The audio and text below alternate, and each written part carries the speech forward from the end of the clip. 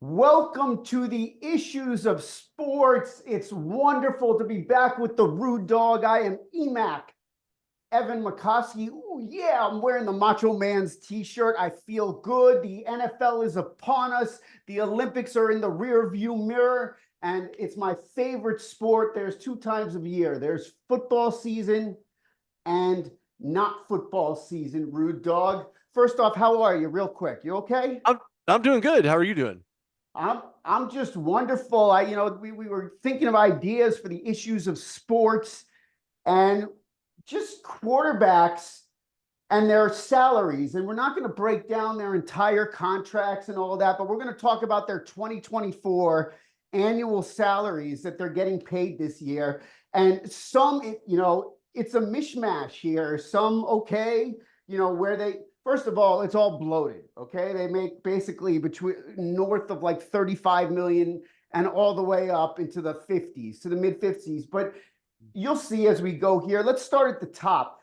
They're tied for first for this upcoming year in the three highest salaries.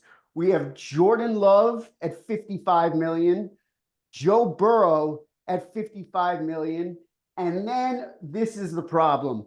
Trevor Lawrence of the Jacksonville Jaguars, his team, he didn't play well down the stretch. I don't even know who cares? They lost 6 or 7, whatever it was. They did everything under the sun to miss the playoffs with a very talented roster last year. And he now makes 55 million, which is rolling eyes in amongst critics, yes, it's stupid money to begin with, but when there are clearly, including the two guys that he's tied with for 55 million, Joe Burrow and Jordan Love, have shown themselves already to be better quarterbacks than Trevor Lawrence, Rude Dog. The problem I have with this whole contract is that you're right. From the onset, this is bloated, it's nonsensical, and to be honest with you, it's just flat out stupid. This is monopoly money that these guys are playing with, and without even missing a beat whatsoever, except for guys like Joe Burrow, who's already been to a Super Bowl, lost it, but at least he got into a Super Bowl. Jordan Love increased his value last year, especially in postseason, trying to make a run to the NFC Championship game, which they fell short. When I'm talking about him and them, it's referring to the Packers with Jordan Love under center. Tua Tagovailoa, you know what? 53.1 million, not bad. Stupid money. Did he deserve it? Well, more so than Trevor Lawrence, and there's a lot of reasons behind that, right? We look, contract extension includes a signing bonus, which is absolutely nonsensical to me. Salaries and an option bonus through 2026. So he plays 2 years with option bonuses. I'm probably more like engage that on performance, right? Because if he gets into postseason, there's additional monies. If you don't get into postseason, those monies are lessened at least by 50%. So when you look at the 2027 compensation, which is just absolutely stupid, an additional $12 million will be fully guaranteed in March of 2026, along with $46 million in March of 2027. Look, the guy has played okay, at best, okay. Yeah. He came over from Clemson. It's been hunky-dory when he was in Clemson, but this is not NCAA football. This is a National Football League. So did he deserve any of this money? Not unless he showed up for it. Wait, are you talking about Trevor Lawrence right now you're talking about? Correct. Or are you talking about Tua? You're talking about Trevor Lawrence. Yeah, No, because Tua, for the most part, again, postseason play, that's why he earned the money that he did. That's why he was able to acquire another contract. The problem I have with this is that Trevor Lawrence did not show up when he needed to, yet now makes more money than Tua, who did. well, as you go down the list, you're right. Tua, I don't even want to pronounce his last name. Say it.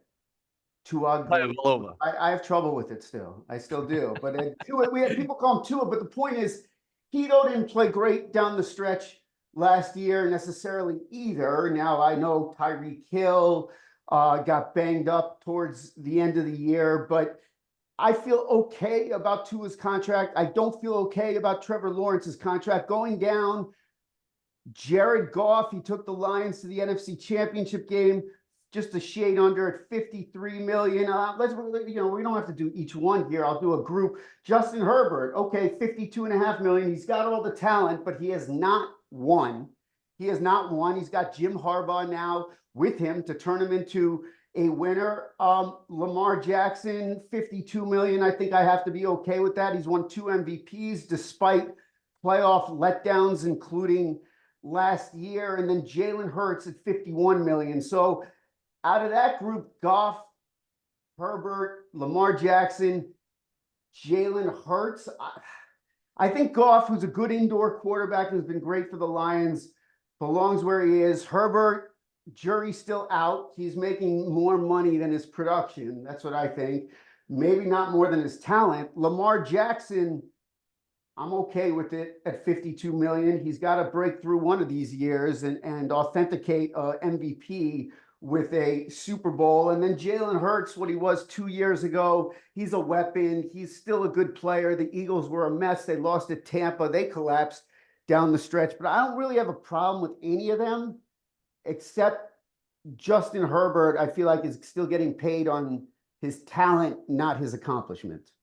Well, his talent's going to be hampered slightly because he's dealing with plantar fascia, and plantar fascia is no joke. Plantar fascia disables you from putting pressure on your throwing foot, right? So when you go into a throw, you put your best foot forward. If you're right-handed or left-handed, predominantly, if you're right-handed, you put your left foot forward. Unfortunately, the fascia is going to disable him from making those types of throws. It's a case-by-case basis. This doesn't happen to everybody. It just so happens that Justin Herbert, the guy just can't catch a break, regardless of what he does or, who he plays behind the offensive line or whatever that means. Then you brought up Lamar Jackson. I guarantee you he would love to turn in one of those MVP awards for a Super Bowl trophy. There's no doubt about that. He bet on himself to get the contract that he did, and he held out relatively well, and that's why he's being paid $52 million, because he did bet on himself. Right. Jalen Hurts, as you mentioned, yeah, he's still extremely serviceable, very talented guy. He's great out of the pocket. More than serviceable. Well, he's beyond serviceable. But I mean, if anybody's serviceable, it may be Kenny Pickett, and that's a big maybe as his backup. Now he's out of Pittsburgh. But one thing that there's one other quarterback that I don't, outside of Trevor Lawrence, that I don't really see why he would make the kind of money that he is, and that's Kyler Murray. And I think he whined and cried enough to get that contract, which wasn't well deserved, in my opinion, because when you look at the fact that he scrubbed his social, had no connection with the team at one point, and then this merry-go-round of, well, I'm still injured, I'm still injured, I'm still injured, and we're talking half of the season already. Now it's time to put the money where his mouth is, and that's to shut up and play. Instead of whining about the weapons that he does not have at 46.1 million reasons why he needs to get around that curve and play better. So as you just said, he makes $46.1 million. Then after him at 10 is Deshaun Watson at 46 million. Then we go to 11 and it's Patrick Mahomes, who's a Hall of Famer if he retired tomorrow, and probably was a Hall of Famer 2 years ago if he retired, at 45 million. I want to start with the first two and say, I agree with you on Kyler Murray. He had a very optimistic start to his career, but then injuries, and then the team also took a fall. So I don't want to say he's lost in the shuffle. He still has that talent, that excitement that he brought to the National Football League. But I would bet between him and Deshaun Watson, for different reasons, who some people talk about this as the worst trade in NFL history, at the Browns, he hasn't been living up to his contract yet. But I would bet that one of those two guys, whether it be injury, whether it be being a head case, and we've seen them play super well back in the day, Deshaun and Kyler just a couple of years ago, but I would bet one of those two does not, quote unquote, pan out and earn their salary this year. And we can all agree that Patrick Mahomes should be number one on this list if it's pure accomplishment and talent. Well, yeah, you're right. Accomplishment and talent, when you're going for a three-peat, which has never been done, that's certainly something to hang your hat on. Now, don't forget Patrick Mahomes being very selfless in the case of, I'm going to give some extra money away. You can take that money, you invest in the talents that I'm going to need in order to get another Super Bowl. And then if that Tom happens Brady did again, that too. Tom yep, Brady he did sure that did. too. He took a discount. That's right. He was shopping at the Goodwill store one day and said, you know what? I want to give back. So it's exactly what Patrick Mahomes is taking a page out of Tom Brady's book to do exactly the same thing. Deshaun Watson, as far as he's concerned, he's a washout. And I say that in all due respect because he just hasn't shown up. He injured and then playable, injured and then playable. The guy hasn't had good numbers since he was in a Houston Texans uniform. So let's be realistic about this. And 46 million reasons why Deshaun Watson needs to put his money where his massage parlors would otherwise actually be at. He needs to play better or he's done in Cleveland. There's no question. And it starts in preseason and it works itself through to the regular season. I just don't know that Deshaun Watson has enough mental toughness. He does have the talent. We've seen it. It's been on display. The problem is that he's been so injured, and between that and the scandal just he's not the same scandal player he with was the mindset. winning national championships at Clemson, nor is he the same player he was early in his NFL career. I think that scandal, like you're saying, and yes, injuries, but that scandal has derailed him. Moving on, now this is where I start to have problems. So you got Mahomes at 45 million. We don't need to go over his accomplishments. And then next at 45 million is Kirk Cousins, who lost to the Giants 2 years ago. He's done nothing in the playoffs. He is breaking into the rankings of like the top 20 all-time passers in this, but to me, he's a stat sheet regular season stuffer. I understand why Atlanta got him, but he's another guy. We talked about Lamar Jackson. Lamar Jackson's done more in the playoffs than Kirk Cousins, who has one win to date, and he's a very expensive quarterback. He's totally different than like Jeff George, but you feel like he's like that super talented guy, and he just does. I mean, I think his statistics are, he's ahead of like Tom Brady's pace, but who cares? Because Tom Brady's been to 10 Super Bowls and won 7. Kirk Cousins, to me, and I'm going to let you hop in on this, is certainly not better than the person below him, tied 43 million for Josh Allen. Josh Allen's a top 5 QB. And then 14, Matthew Stafford, who's aging a little bit. And then Dak at 40 million. I'm okay with those. It's the Kirk Cousins, and the Falcons knew what they were getting. I know they signed Michael Penix Jr. in the draft or whatever, which caused a little bit of unrest there. I'm not saying it was a bad sign for the Falcons and that he doesn't have the talent, but he certainly doesn't have the accomplishment like you were talking about with Patrick Mahomes. No, not at all. Kirk Cousins is a poor man's gosh, I hate to say it, the guy with 7 kids who used to play for the Chargers. He hasn't won anything either. I'm trying to remember his name. What are you talking about? Antonio Cromartie? No. He had a lot of children. He plays San Diego Chargers. Yeah. No, the Chargers are in LA now. Well, I'm talking about when he played for the San Diego Chargers. Are you talking about Phillip Rivers? Yep, Phillip Rivers has more kids as an offensive line than he does any titles or any accolades. So with that, he never got past the AFC title game. We lost to the Patriots in the year that they lost to the Giants in the Super Bowl. That's the furthest he knows. That's exactly right. And even Kirk Cousins hadn't gotten there yet. And Phillip Rivers is still getting paid by the Chargers. So it just says a lot or lack thereof about Kirk Cousins, and the fact alone that he's sitting there on the cusp and the precipice of where Josh Allen is currently is just absolutely ridiculous. But there's one other quarterback that really chaps my hide who played absolutely horrific football. He had one good season. I think you know where I'm going with this. Daniel Jones. And that's Daniel the Dime Interceptor Jones, because he throws dimes when he needs to, and he throws nickels into the nickel defense. And when he does that, he's taking, whoever intercepts that ball is taking that in to break the bank. And that's happened last night. It happened last night. Sure did. It sure did. So it goes to show that Daniel Jones is not as advertised. And for him to be in the same conversation as Josh Allen, are you kidding me? Even Matthew Stafford is taking less money, so he can add to the regimen in his offensive line. And he's also at $40 million. I mean, okay, look, we're talking apples and oranges. Neither one of us will make $40 million in any given year in our lifetime, but when it comes to quarterback perspectives and where these guys rank, I just see a problem with Daniel Jones's contract, and I believe that this could be the one and only year in his existence in a New York Giants uniform, and he'll find himself somewhere else as a backup QB, serviceable at best, and it The, won't be the, for the Giants. the issues of sports, I don't know what you're getting, but I'm getting 39 million for doing this podcast once every six I'm going weeks. to Not take sure, what 39.999. are you, we can wrap this in a second. A couple more. Aaron Rodgers at 37. Who cares? I guess he still though, he has to pan out for the Jets to a degree because they gave up a lot in a trade for Aaron Rodgers. So he's going to the Hall of Fame.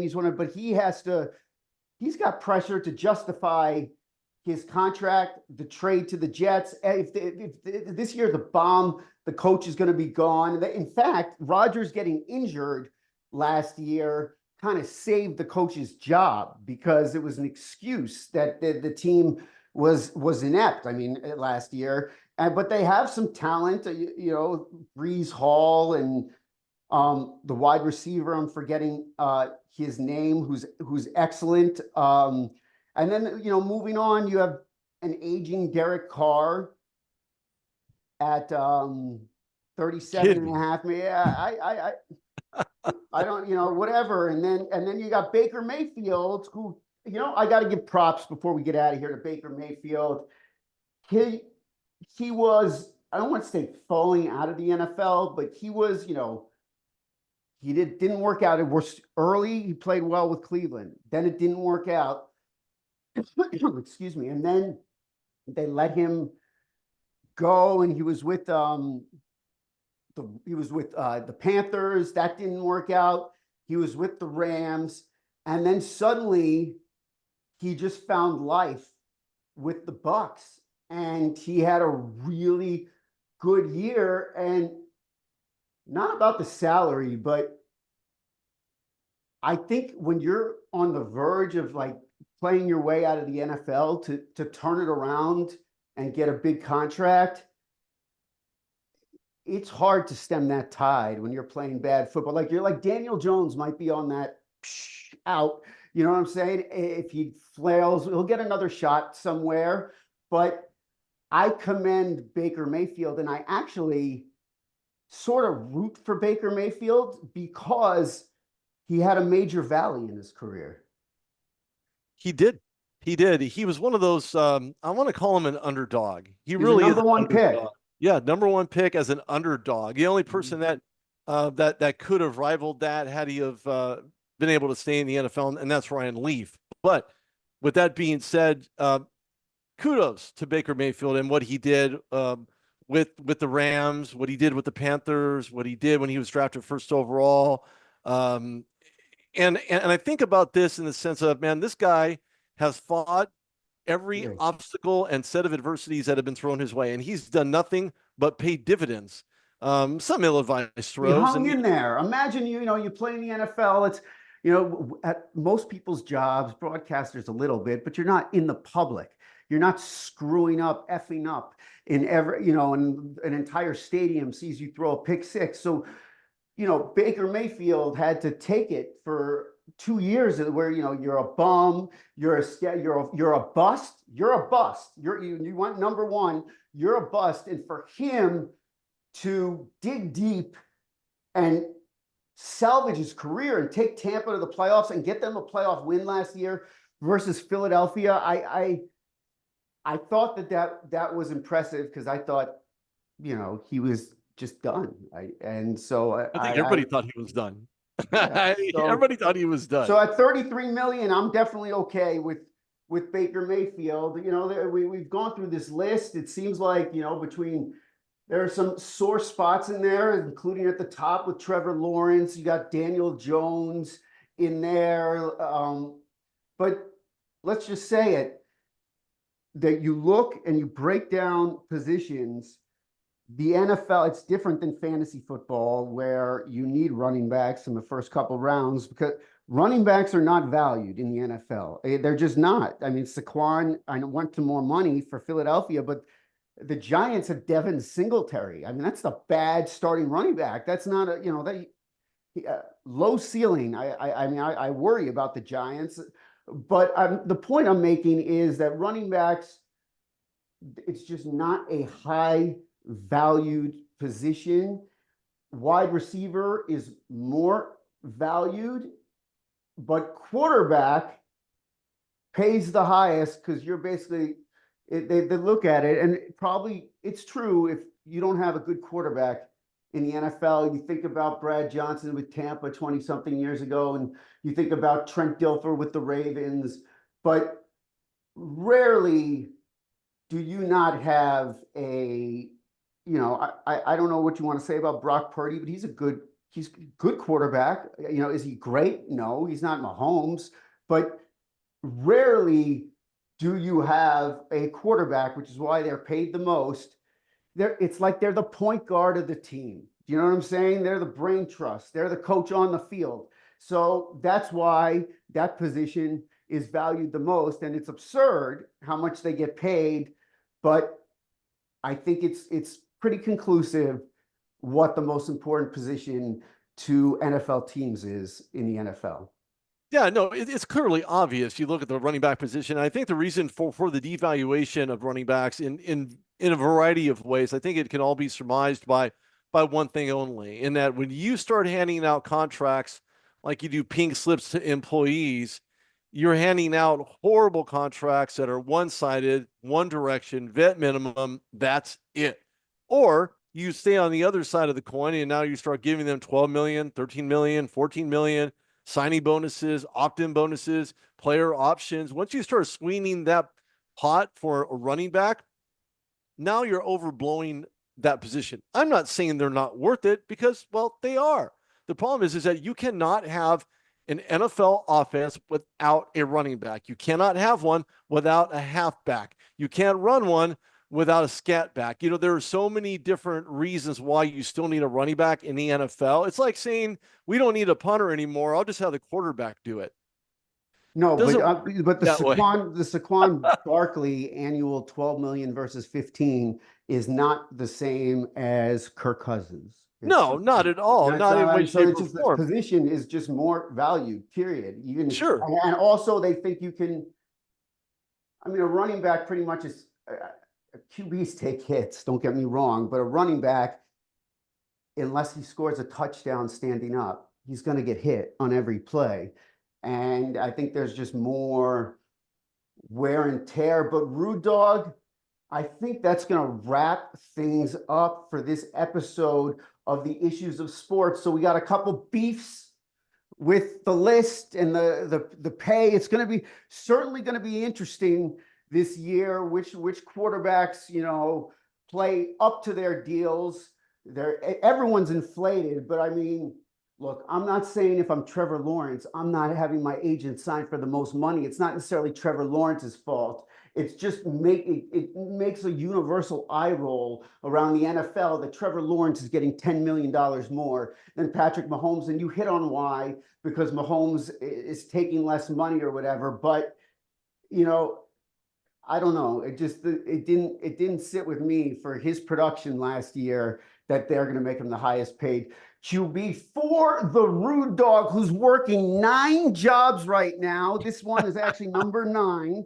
He's working 9 jobs. I am EMAC Evan Makovsky. This is the Issues of Sports, and we will see you on the next episode.